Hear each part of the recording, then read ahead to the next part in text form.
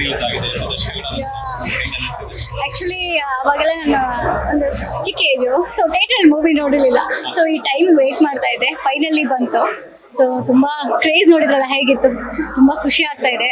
ಅಯ್ಯೋ ಆ craze seriously ನೋಡೋಕ್ಕಾಗಲ್ಲ. We miss you Appu sir. Yeah ಹೌದೌದು. ಇಲ್ಲ, ಅಪ್ಪು ಎಲ್ಲಿ ಹೋಗಿಲ್ಲ, ಇನ್ನೂ ಇಲ್ಲೇ ಇದ್ದಾರೆ. ಸೊ ಇವತ್ತೇ ಗೊತ್ತಾಯ್ತು ಅವ್ರು ಹೇಗೆ ಅಂತ. So Ashwin ma'am happy birthday and Appu sir we miss you. Actually ಏನು ಮಾತಾಡಬೇಕಂತ ಗೊತ್ತಾಗ್ತಾ ಇಲ್ಲ. ಇವತ್ತಿಂದ ಅಗೇನ್ ಈ ಕನ್ನಡ ಇಂಡಸ್ಟ್ರಿ ಇದೇ ಥರ ಥಿಯೇಟರ್ ತುಂಬ್ತಾ ಇರಲಿ ಅಂತ ಕೇಳ್ಕೊತೀನಿ. ಸೊ ಅಪ್ಪು ಸರ್ ಬ್ಲೆಸ್ಸಿಂಗ್ ಯಾವಾಗಲೂ ಇರಲೇಬೇಕು. ಇವತ್ತು ನಮ್ದು ಏನಂತ ಕನ್ನಡ ಇಂಡಸ್ಟ್ರಿ ಜರ್ನಿ ಇವತ್ತಿಂದ ಮತ್ತೆ ಸ್ಟಾರ್ಟ್ ಅನ್ನೋ ಥರ ಫೀಲ್ ಆಗ್ತಾ ಇದೆ. ಸೀರಿಯಸ್ಲಿ ನಾನೇ ಫಸ್ಟ್ ಲೇಟಾಗಿ ಬಂದಿದ್ದೆ. ಆ್ಯಕ್ಚುಲಿ ನಾನು ಮತ್ತೆ ರಾಧ್ಯ ತುಂಬ ಲೇಟಾಗಿ ಬಂದ್ವಿ.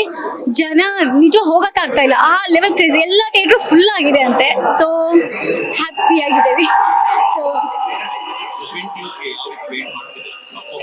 ಬೇರೆ ಲೆವೆಲ್, ಆ ಕ್ರೇಜ್ ಒಂಥರ ಬೇರೆ ಲೆವೆಲ್ಗಿದೆ.